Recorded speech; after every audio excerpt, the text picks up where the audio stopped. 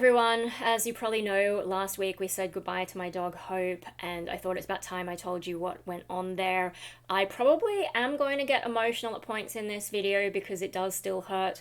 I've been in mourning for a week. I have been wearing black, which I know isn't much coming from a goth type, but I haven't been wearing my trackies or my jeans, so like it's a small gesture, but it's meaningful to me. But yeah, there's been a lot of emotions and I've been processing a lot and it's been really difficult, so please bear with me there. Also, I've got to apologize because I will be looking at my notes from Facebook. I wrote a post that is like more than 3,600 words.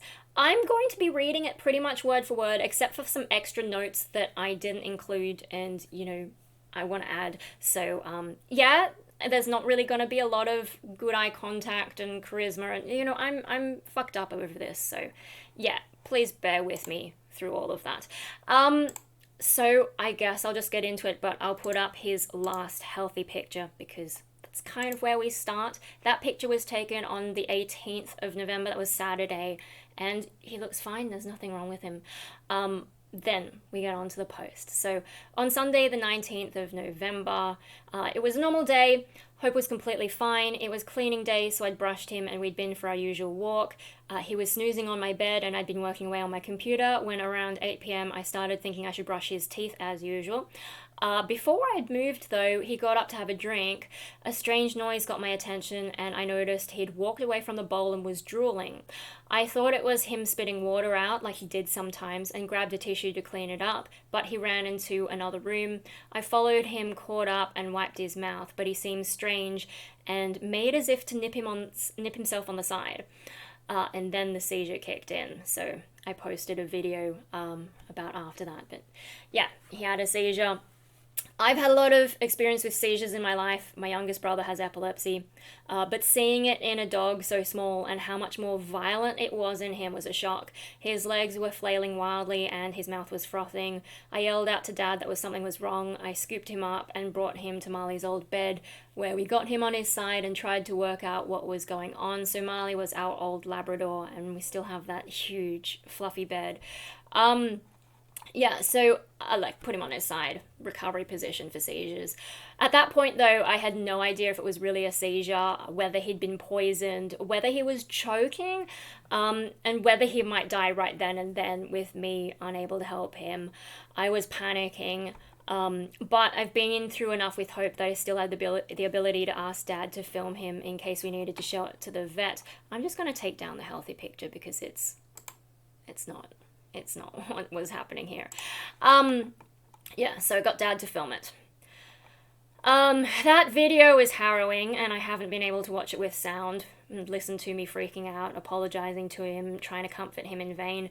I'll never post it, and I'm still thinking about whether to delete it. After about 2 minutes, the seizure subsided. Hope was not coherent at all and couldn't stand. We grabbed Mikey, which is my youngest brother, the one with the disabilities, and we jumped in the car, and I rang the after-hours emergency vet, because keeping in mind this is a Sunday night, to tell them we were on the way. Usually Hope hates cars, but he didn't regain proper awareness until about halfway through the drive. And, this is something with Mikey as well. After he's had a seizure, he'll be very drowsy, so, Alright, emergency vets take a long time. A nurse took him out back, so at least I knew he was safe, but it was a long wait to talk to the vet on duty. I then showed her the video, which confirmed it was a seizure. I approved a full blood test, especially given his medical history, which, along with the 2-minute timing, pretty much ruled out external factors like toxins, so he wasn't poisoned. He failed a neurological test, but the vet explained that was likely just from post-seizure. Sorry, my brain just... I'm talking about neurological tests, and my brain just went, whoa.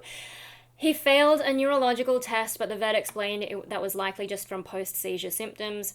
So at that point, we didn't know what was wrong. The vet explained there was no point starting medication because some dogs just have one seizure their whole lives and it never comes back. And I think I mentioned in that video of his post-seizure phase that, after the first one, that that would have been good, but on the other hand, then you're waiting the whole rest of his life to find out if he's ever going to have a second one. So it still sucked knowing that it was only a little bit comforting that dogs sometimes only have one seizure. Anyway, so yeah, some dogs just have one seizure their whole lives and it never comes back.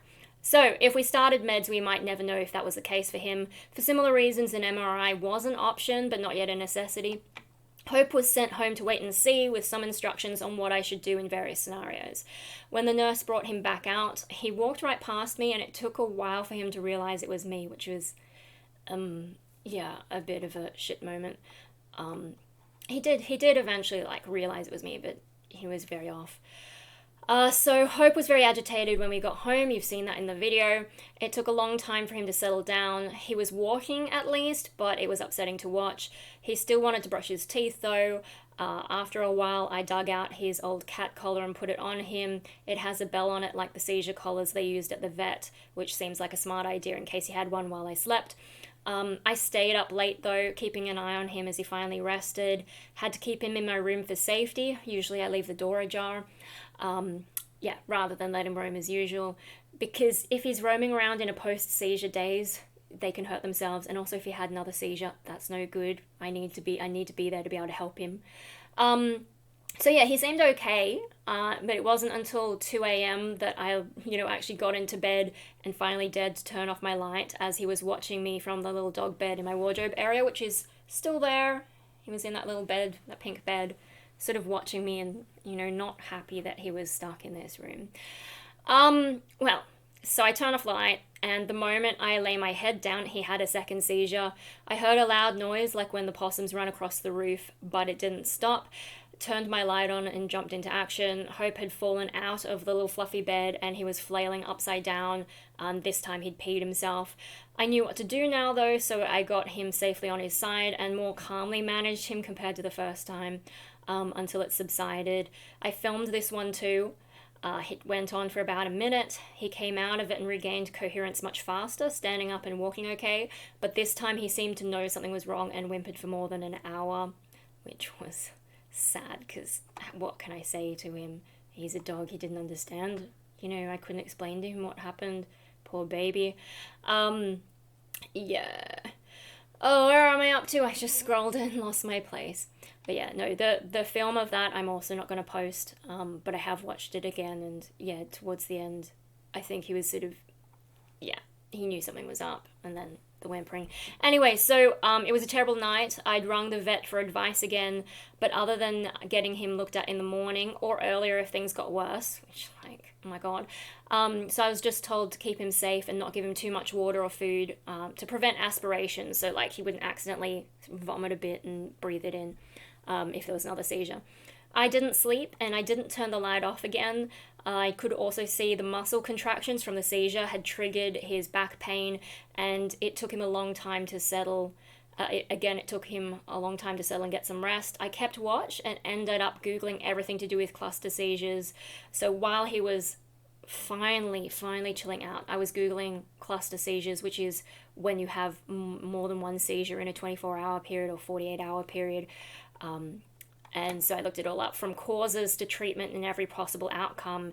And honestly, at that point, I knew it was the end. So, after the first seizure, my brain already had made a break in terms of this is what my dog used to be. Here's the seizure, and this is him now. It was such a huge thing that he went through that my brain was already he's not the same dog he is, but this is a different stage of life.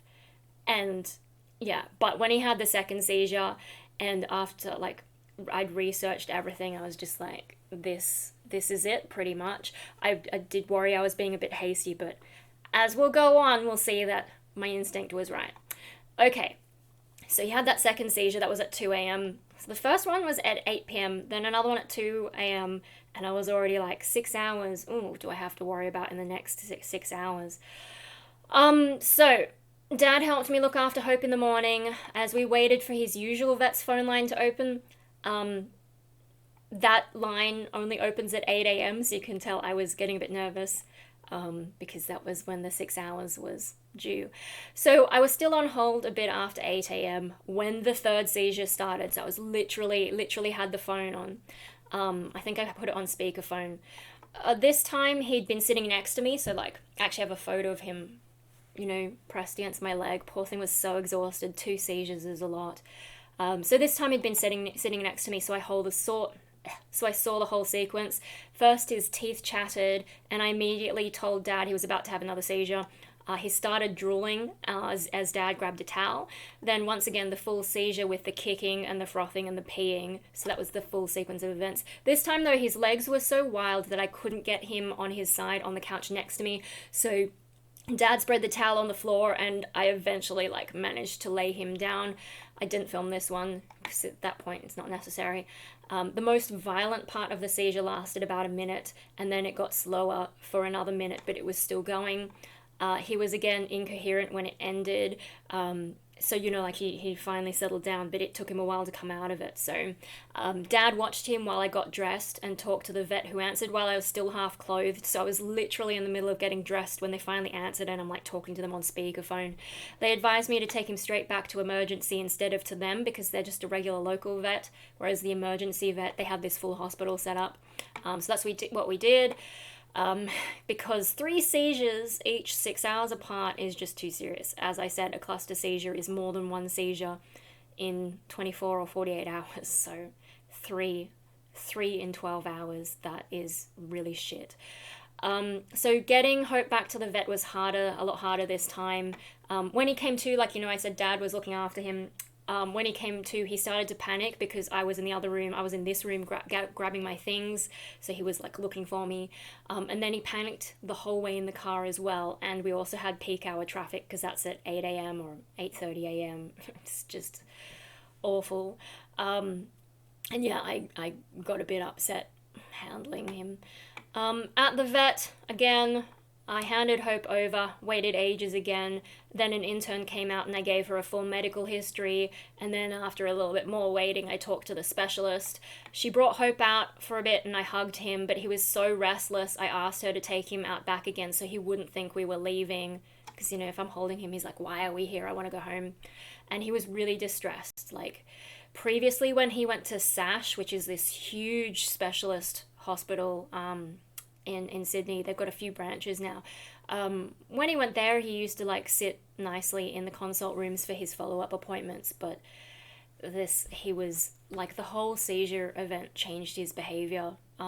He just was not coping with that whole thing.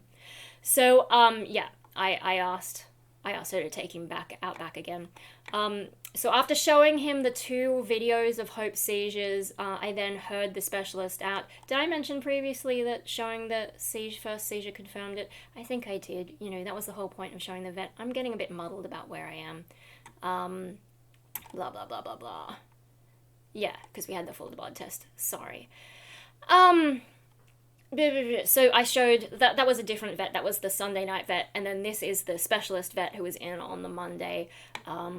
I showed her the 2 videos of Hope's seizures, then I heard the specialist out, and so again she was saying that the external factors were ruled out by the blood test, and the fact that the seizure didn't go on and on and on, because if they're poisoned it kind of doesn't stop, depending on what it is.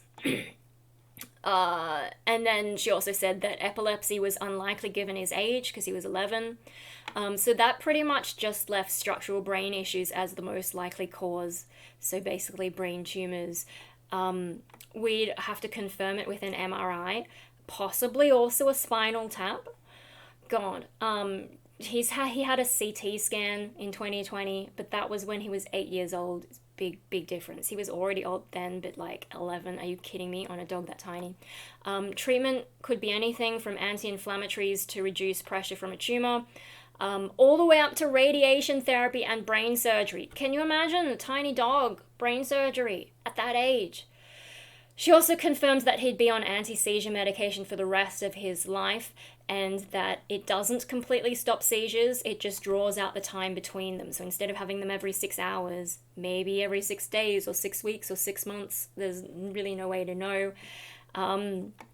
Especially because it's not epilepsy, it's something else going on in the brain, which makes it unpredictable. But so I let her speak, but everything she said was what my research had led me to expect. There was nothing new, no hidden exception that only a trained vet would know. I thought, me Googling, a vet will know better, maybe there's something else, but no, Google was pretty accurate. So when she was done, I think I surprised her with what I had to say. She wasn't our usual vet, so of course she didn't know how I am with research and so on. The local vets figured it out, especially the head vets. She wasn't ready for this. So I asked her up front about euthanasia. I told her all the things I was weighing up in terms of the invasiveness of the proposed procedures, the poor prognosis, the problems and limitations of anti-seizure meds, his age, his expected quality of life, his extensive medical history, and my own mental illness. She confirmed for me that I wasn't crazy to consider early euthanasia, to let him go peacefully while he was still reasonably comfortable and not prolong his suffering through a very likely deterioration. And I'm just going to pull up some other notes that I didn't include in that one. So things to add, like this is elaborating on why I made the decision to euthanize. So as part of my research without treatment, they kind of were saying a dog with seizures is unlikely to last more than 2 months. So you kind of have to treat or you let him go. With treatment, the maximum a dog with seizures can be expected to live is 2 years, which is kind of like shit. Like when with his autoimmune condition, he had quite good prospects, but this one is 2 years as a maximum. And so that's mostly talking about younger, healthier dogs, like 5-year-old dogs or something. And dogs with epilepsy have shortened lives as it is. They don't really live past 8, I think, in general. I mean, give or take.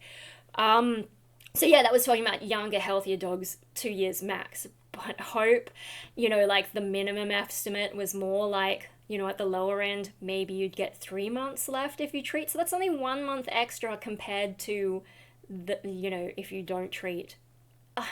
It wasn't worth putting him through hell for that because, MRIs, spinal taps, fucking radiation therapy, brain surgery, like that, it's terrible. It's terrible for, it's bad enough for a human who can understand what's going on, but you can't explain that to a dog, and he has so many issues, so much anxieties. I couldn't put him through that.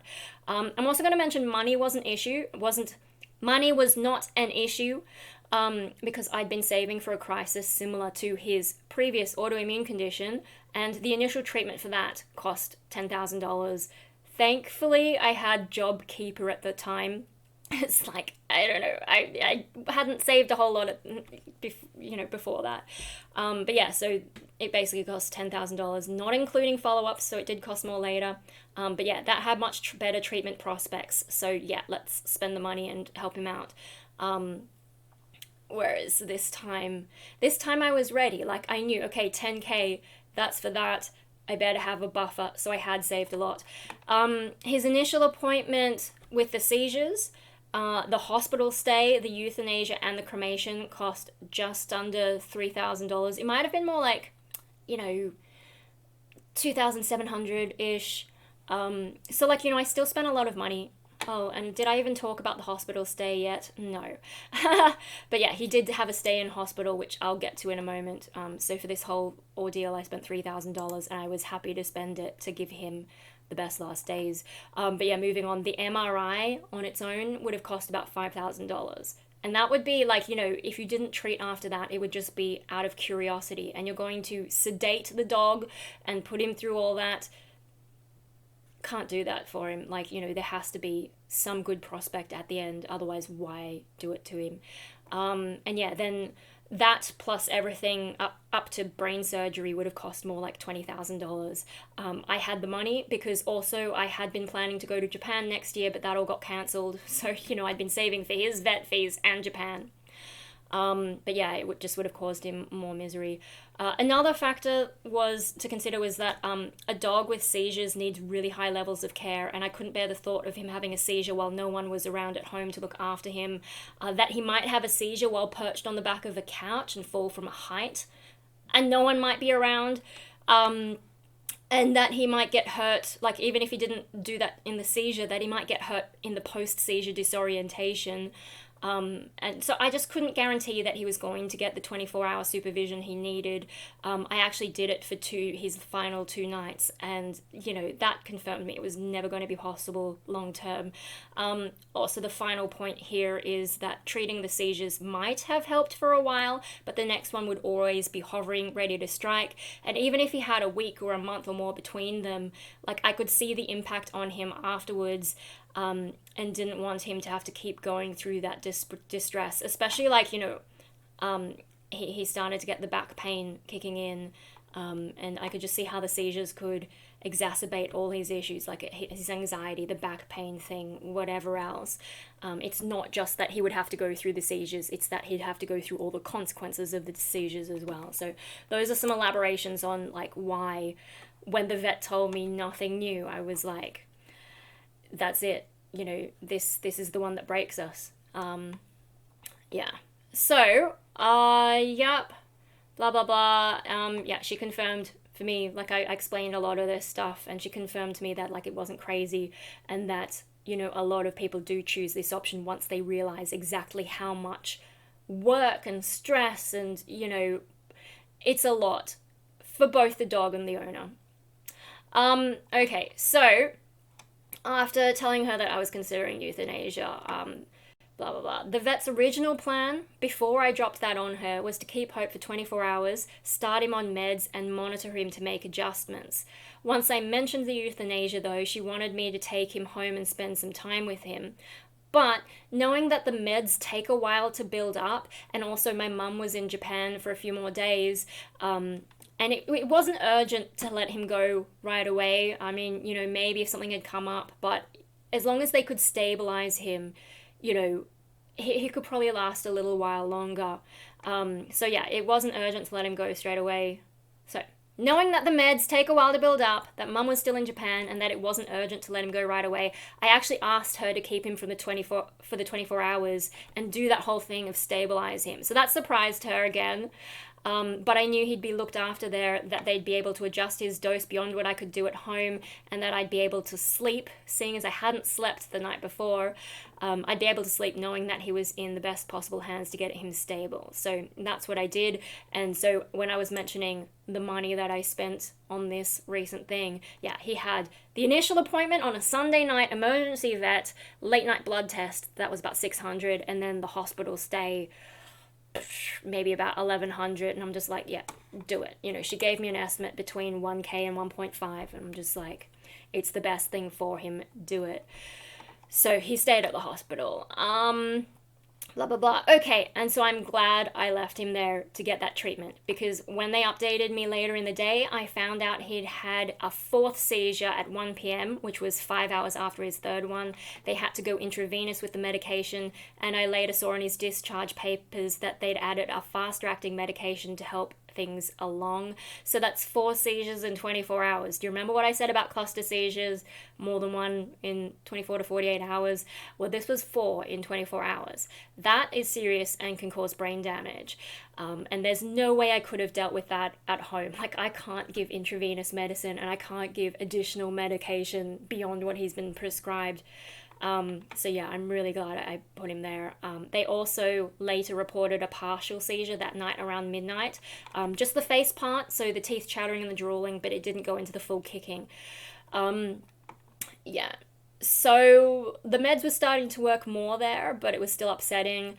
The only upside of finding out about these additional seizures is it confirmed that I was right about the euthanasia, because that is serious. If it was just 1 or 2 and easily controlled with meds, that would make me doubt myself a bit more. But this was a lot of seizures constantly happening, needing a lot of medication and additional medication.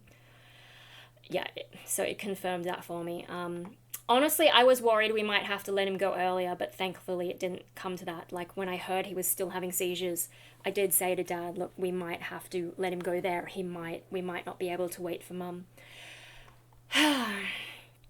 Alright, so while Hope was at the emergency vet, I made all the arrangements. His local vet wasn't available to do at-home euthanasia for him, because, I asked Dad his opinion, and when Marley went, they were really good and so he kind of wanted them to do it again, but I wanted it to be at home. So I did contact his local vet. They weren't able to do at-home euthanasia for him, but I was adamant that he get the at-home experience. So that's why I used a specialist service. I've known for years that I wanted Hope to go at home. The vet has always made him, like whenever he goes to the vet, it's always made him too anxious, and home is the only place he feels safe and happy and secure. I was not going to let his last moments be somewhere he found scary. So both the emergency vet and his regular vet recommended a specific provider, so I went with them. I didn't like their cremation providers options though, so I arranged like the same company that did all our other dogs. I arranged them to actually come to our house and pick him up instead of, usually they would just do that all at the vet and we wouldn't actually see the process, but no, I arranged them to come here and pick him up after the euthanasia, so that he could have the same kind of scatter box as the rest of our dogs. And I also ordered the paw print pendant. I think I actually have those pictures somewhere. Here we go. Oh, poor baby. So ashes, and then the pendant came in that. I'm actually wearing it right now. It's very sweet. It's stainless steel. It's actually kind of heavy. It's nice having that weight though, so that you can actually feel that it's there. Yeah, it's got his ashes in it, so that's what I ordered. Yeah, so I organized all that, paid for all the things.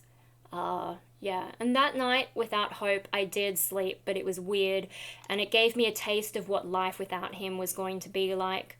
I mean, it's not his first hospital stay, but this one I really noticed his absence. I kept leaving doors ajar for him, like, usually I would leave my bedroom door open, and usually when I go to the bathroom I would leave that ajar because he used to like to stick his nose in just to smell that I was still there, and he didn't like having doors closed in his way. He liked to be able to move freely, so yeah, I kept leaving doors ajar for him, and my brain expected barking that never came, so like when the doorbell went off and all that, no woofing. It sucked. So on Tuesday afternoon, after he'd been at the vet, we picked him up from the hospital. I actually I asked to talk to the vet first and then bring him out at the very end because, otherwise he'd want to go straight home. So yeah, just talking to her, she went over how to care to him. She went over how to care for him, when to give his meds, what to look for, and so on. I was warned that since the cause of his seizures was unknown, the medication might not be able to keep controlling them, depending on what was going on and how that was progressing. So his paperwork stated that a brain tumor was most likely in the absence of further testing. When she handed him over, he was very agitated and didn't seem to recognize me, which is just, that sucks.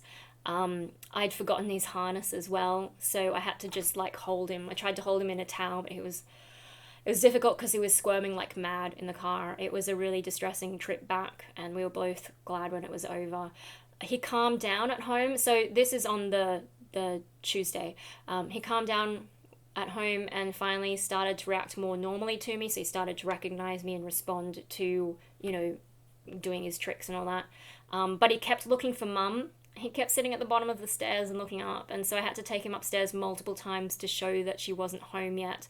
And yeah, he seemed very deflated to see that. He was also all over the place. He'd be anxious one moment and exhausted the next. Turns out that while his medication is sedating, it can have a paradoxical anxiety and agitation effect. So these complete opposites, they can both keep occurring for the first few weeks, but he only had a few days, so yeah, he'd swing between those extreme modes. He also drank a lot and peed a lot, and his stomach was upset too. I'm not sure if that was from the meds though, or if it's because he missed 3 doses of probiotics from, all the emergency stuff and having to rush into the hospital. He had a very sensitive stomach. And anxiety does screw up your stomach too.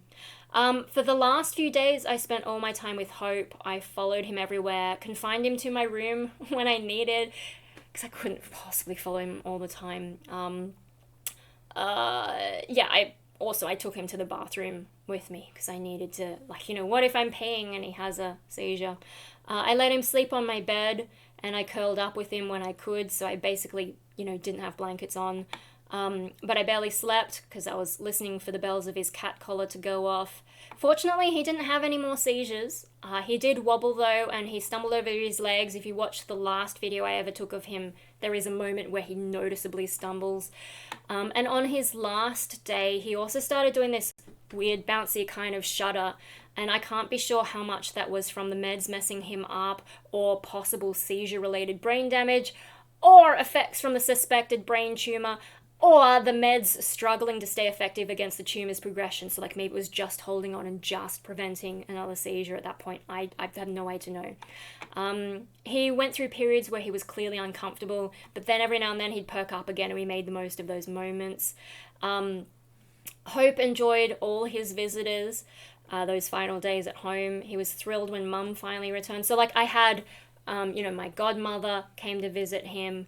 My guitarist came to visit him. My, I guess you would say, best friend came over, and she stayed with me for 2 nights and just like looked after me through all these emotions. I didn't even know that I needed it. But she's studying psychology and knows a lot about what's going on with me. So yeah, like if she hadn't offered, I would have had no idea I needed that level of support. Also, my brother Dave, who's moved out, and his girlfriend came over and visited, and also Dave was there on the last day as well. He actually came all 3 days, but would go home in between. So yeah, everyone came and visited Hope, all his favorite people. He enjoyed those final days at home. Yeah, Mum came home. He was really happy. He enjoyed his last patrols of the front yard. He'd lost interest in his toys, including his favorite red ball, but he loved all the extra treats we were able to give him, since overfeeding didn't matter anymore, and the medication actually made him really hungry. So we spoiled him, and we made him as comfortable and happy as possible. On the last day, Hope barked and ran to the door and cheerfully greeted the euthanasia vet. He connected with her straight away. She was lovely. Yeah, connected with him instantly. We all gathered in the middle room where I'd set up Marley's big old bed with a towel and toys and treats on hand. I'll show you the last, I think that's the last living photo I ever took of him. And you can see, yeah, he's in Marley's bed and we're all sitting around him. Poor thing. You can see also how his paws have been, his arms have been shaved. He looks like he's got fashion gloves, but that's from them putting all the intravenous stuff for him. Oh dear. Yeah, so we gathered in the middle room, set up the bed, got the towel, the toys, and a lot of treats on hand. So Mum, Dad, Dave, and, my best friend. I think that's, I mean, really, I don't really have that many friends. It kind of feels a bit weird, but yeah, best friend. So Hope knew something was weird when I started crying and everyone was paying attention to him. He's like, what's going on here? The vet talked to me about what had been going on. I told her about all his medical dramas. She asked me what he was like, and getting to know him a bit. And then she explained the whole process, and she was really comforting. So I don't want to talk too much about his final moments because there's a lot of things got a bit personal, I think. But what I will say, which will sound like a lot anyway, I'm just omitting a few things, okay. But he was finally allowed to eat whipped cream, which he loved. Not enough to distract him from the sting of the sedation needle, though, which was hard to watch. He tried to run away. Oh my god. Yeah. The sedation needle does sting, and we were warned about that. But we were able to comfort him, and he thankfully quickly forgot about it with some more whipped cream, which they're not allowed to eat usually, but because, he was going anyway, might as well let him have the good stuff. So yeah, it was lucky the seizure meds made him so greedy so that he would be that focused on food, and it probably made them even better than they would have been without the meds. Once the whipped cream ran out, he got to eat the meatballs. So the whipped cream and the meatballs, the euthanasia vet actually brought for him. I wouldn't have thought of that. So that was really sweet. Yeah, so whipped cream and meatballs. Dessert first. Yeah, by then, the sedation, he'd had enough sedation that he barely reacted to the rest of the sedation dose. I did notice him go a bit ooh. But yeah, he was sedate enough and happy enough. He finished his last bit of meatball and became calm. The vet gave us a moment before the euthanasia medication started. I talked to Hope the whole time. And now I'm getting upset because I'm remembering it. Sorry. It was sad. But it was painless for him. And none of the weird things happened. Like, we were warned that the sedation could actually trigger a seizure. And also, when they go through euthanasia, sometimes, like, there'll be a weird reflexive breath or, like, twitching, and there's all those... None of those weird things happened. So, you know, he passed away getting all the pats and all the love in the best way possible. Fucking... Also, like, as you can see, well, no, in that picture, he's still wearing his seizure collar, but before we actually, like, lay him down and gave him the sedation, I did take off his cat collar, because, you know, he wasn't used to wearing a collar in life, and it can be a bit uncomfortable and gets a bit itchy, so, like, I did take it off before this whole process and gave him a bit of a scruff up, so, yeah. Okay, so, that sucked. That was his last living photo. Alright, but there's still more to say. Once he was gone, the vet took a paw print. I think I have that here. So I'll put that up. Yeah, the vet took a paw print. Part of that involved shaving his paw fur. I'd never seen his paw without fur like that, so she actually helped me take photos just to remember that. She also took some fur clippings, so if you look there, so paw print over there is the fur clippings. And she asked me exactly which bits I wanted. So I got a bit from his fluffy ears, then his white body, his black spots, and his tail. Actually did them in the reverse order so that it would be stacked, like, you know, tail, black spot, white, and ears. Because those were all the key. Like, he had so many different bits of fur, I wanted to get a little bit of each of them. She put the clippings in the bottle, such a cute little bottle, in the exact order that I asked. And so I'd known, when I booked the euthanasia service, I knew about the paw print and fur clippings, because, you know, I read all the pamphlets, I read everything, because, you know me, I read everything, to an extent. So that's actually something we never got at our regular vet. It's only the specialist at-home euthanasia vet who's done this for us. So that was really nice. But then she surprised me with this candle. Look, they made a candle with his name on. I had no idea that we were also going to get that. Yeah. So it was really, the word I've used is lovely. I'm sorry if that's too sentimental for some of you guys to hear from me, but it was lovely. And it helped a lot in that moment of loss. When the vet left, Dave, my brother, and my best friend, so Mikey, I had arranged for this to happen while Mikey was out, because I did not want him around for all this. Too stressful. But yeah, so when the vet left, Dave, my other brother, and my best friend, they both hugged me, and I cried. And yeah, then, you know, Mum and Dad took the vet out, and then they came back, and we all sat and talked for a bit while we waited for the cremation service to arrive. The guy who arrived to pick up Hope's body was a lot less the comforting type, so I was a bit like, ugh. But, you know, when we handed over Hope, he did handle him carefully, and I walked him out to his van, and yeah, he seemed fine, but I also sort of, once he didn't need any help opening doors, I was like, okay, I'm going, because I didn't want to see, like, whether he did anything rough, like, you know, putting him in the van or whatever. I think it was fine, but I didn't want to have any negative memory if anything did happen there. Yeah, where am I up to? Okay, so yeah, that guy, I got a little bit of, like, he's not really the empathetic type. He did drop off a pamphlet about grief, but, you know, they would all do that. The guy who brought Hope's ashes back a few days later, though, was really nice. And, like, I am really happy with the pendant. Being able to keep a bit of hope with me, like, it's sentimental, but I'm going through a lot. Oh. And yeah, I don't think I'll ever have another dog. Or any kind of pet where I risk caring this much again, because he was my baby. And I can't do this again, because he just had so many, so many issues. Let me put that one up. Yeah, brought the bashes back a bit. Yeah, no, he had so many issues. And it was really hard to just constantly be caring for him, but I think I get to that. I'm not going to have another dog for the foreseeable future. No guinea pigs, nothing that I can get attached to in that kind of intense way, because I've never had that connection with anything in my life before, and I just can't. It hurts too much to do it again. So that's it. That's the end of Hope's story. It's been really hard. Perhaps more so because it was so sudden and violent when it started. Like, the seizures, it was a lot. It was not like Marley, where he slowly declined over a long period of time. This was very sudden and very rough to watch him. But at least he didn't have to suffer through it for too long. Like, Marley was deteriorating for a long time.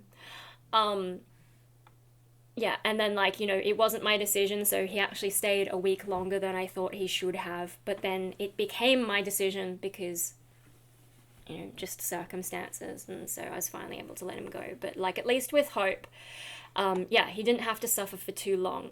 Basically, it was Sunday was the first seizure. Monday night he stayed, it was the 24-hour stay at the vet. Tuesday he came home, he spent Tuesday night with me, and Wednesday night with me. Wednesday night is when Mum came home, and, like, I did not get much sleep for those 2 nights at all. Like, I drifted off a few times with him, but yeah, it was sort of a taste of that 24-hour care, which I would not survive. But yeah, and then Thursday, that's when we let him go. So Sunday, Monday, Tuesday, Wednesday, Thursday, 5 days, not even a week. Much better than, like, months and months and months. So yeah, he didn't have to suffer through it too long. But also, it wasn't so sudden that it was just, gone. It gave me enough time to organize the ending that I always wanted him to have, including being able to see Mum again. So I was able to organize his at-home euthanasia and let him see Mum again, who he clearly wanted to be able to see. So yeah, it was kind of like it was never going to be good, but I guess it happened about as well as it could have in that sense. So life has been really different since his passing. I've cried a lot. I'm still getting used to closing my doors. I will admit I'm sleeping better with closed doors in a house this noisy, but also I've been exhausted because emotions are exhausting. Staying up for 2 nights is exhausting, and just, yeah, I'm going through a lot. Also, my brain still barks when people come home. That on the Thursday when Mikey did come home and I saw him in the window, I actually let out a woof and then caught myself, and I'm just like, oh fuck. So yeah, and then when the doorbell goes off, my brain still woofs. Yeah, so every now and then I notice something else related to him, whether it's an object, a habit, an expectation. And then I realize again what an impact he's had on my life, and I miss him. And I mean things like, oh, you can't see here. On my door, I have a lot of signs, both mostly on the outside, but I've also got a sign on the inside, and it says, "Love is being owned by a chihuahua." It's just like, I didn't notice that for a few days, and then I noticed it, and I'm like, oh. And so there's just, like, constant things like that. So yeah, I miss him. All right. As for my mental health, as you guys know, I've worried for ages that I'd struggle without him. It's been a really difficult year for me, and some days he was the only reason I bothered to stay alive. I've had some of those moments since his passing, but it's really helped to have so much more support than I ever expected from the people around me. Now, that's my best friend, but also my parents have kind of come around as well. So that's, I guess that's kind of helped reset some of our relationship in a way, and I've also, like, been going through a lot of perspective changes myself. There's more I could say as well, more changes to my life that were happening before this. I as you guys know, I had a whole week's worth of videos filmed for you, which I'll still post them, just, I need a little bit more time. But there were things, there were changes happening to my life even before this happened, and now all that seems to be in overdrive as I work out how to rebuild my life. Also Patreon has seen some of the changes that were happening, had a little bit of a preview, and I may post some more previews. I don't know, we'll see how we go. I'm actually going to be kind of busy for the next few days. But yeah, no, I'm sort of rebuilding my life, and there's a lot going on. There've also been a lot of weird coincidences surrounding Hope's passing that feel superstitious despite my rusted-on atheism, and have been comforting despite my non-belief. And that show me that while there was never going to be a good time for this to happen, it probably happened at the best time possible, but perhaps I'll talk about that later. One coincidence I will talk about is the day after I met Mum for lunch, and the place that we happened to go to, they sat us at table 4, which is like the Asian number of death. And I was like, and I pointed out to Mum, and she's like, oh my God. And also this place happened to do mochi, which is like, little Japanese rice cake thingies. And Hope's middle name is Mochi, because he's a Maltese Chihuahua. And, you sort of shorten that to Mulchi. Some people actually call them Malchis, but to me, Mochi sounds cuter. It made me think of Mochi, so he's my little rice ball. And so because, table 4 and they happen to have Mochi, are you kidding me? That's a hell of a coincidence. So I had to have the Mochi sort of like to remember him. And it's just, one of these weird coincidences. And there'll be more, I guess, that I could talk about later, but it depends. I don't know. I don't know what order I'm going to post videos, so maybe it'll be a while before anything comes up, if I even remember to do it. So, I still wrote more, though.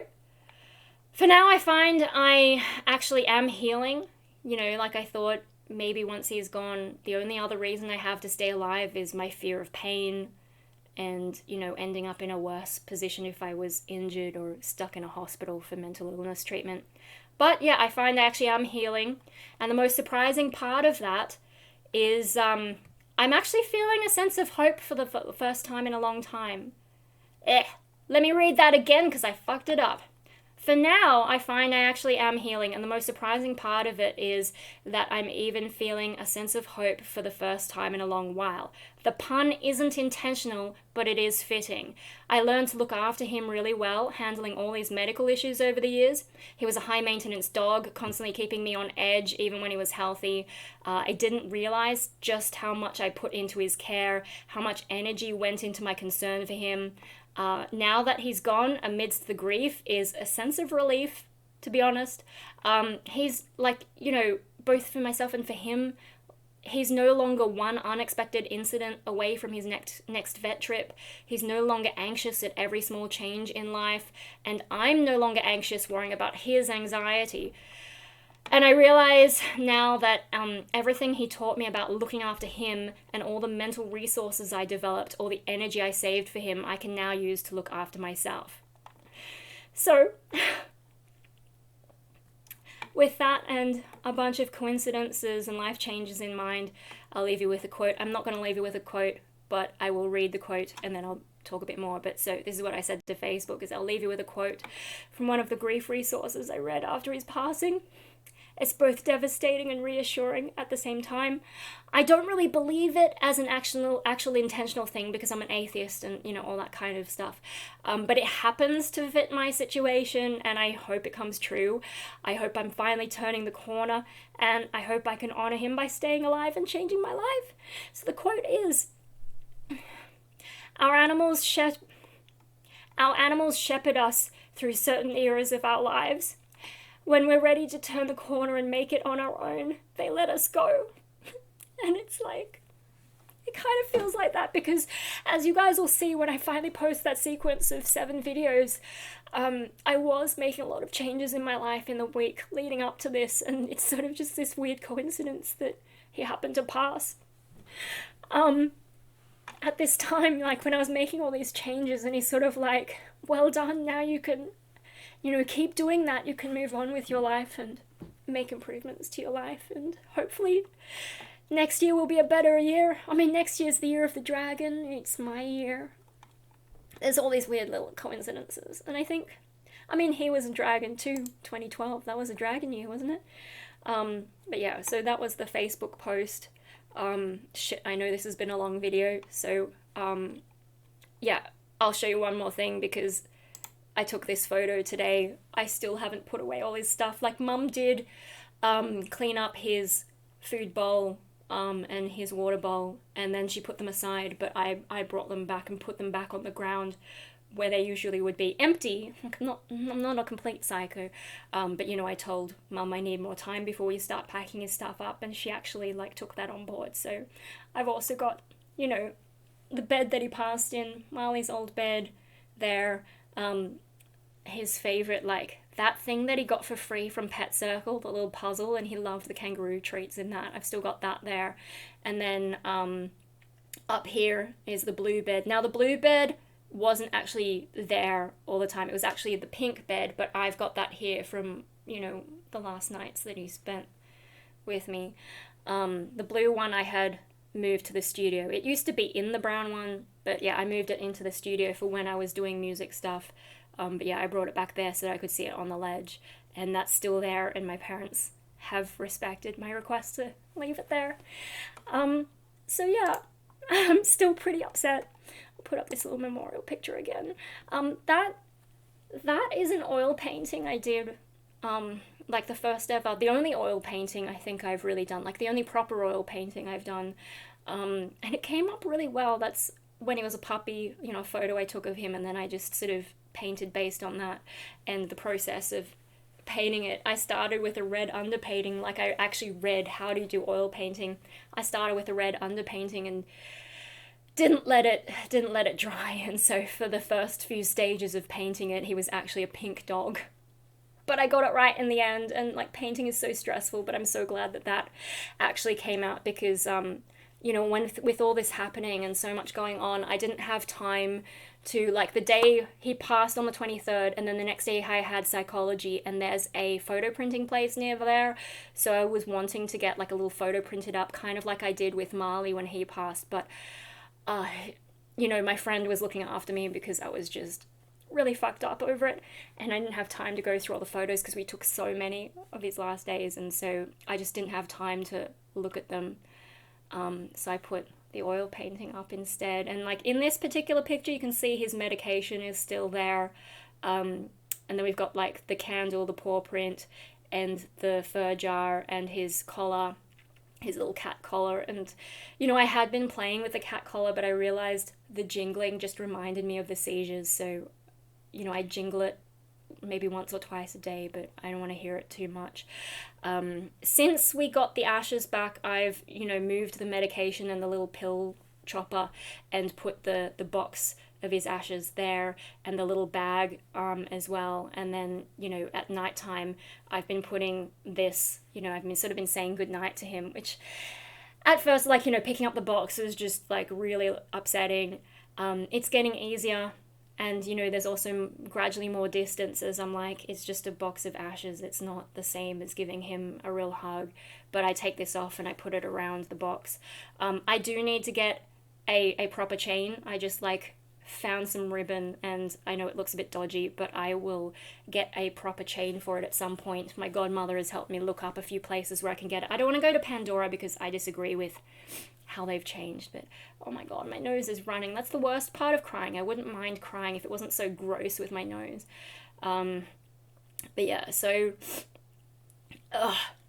yeah, I've been sad, but I'm getting better, and I have worked through my grief. I haven't tried to push the grief away, which, you know, the whole that's my phone telling me to go to bed because it's 11 as I film this, so God help me, I'm not going to get this video up before midnight, but whatever, I'm probably not going to sleep before midnight anyway. My sleep pattern has gotten all fucked up. I tried to go to bed early last night and ended up just not sleeping well at all, so whatever.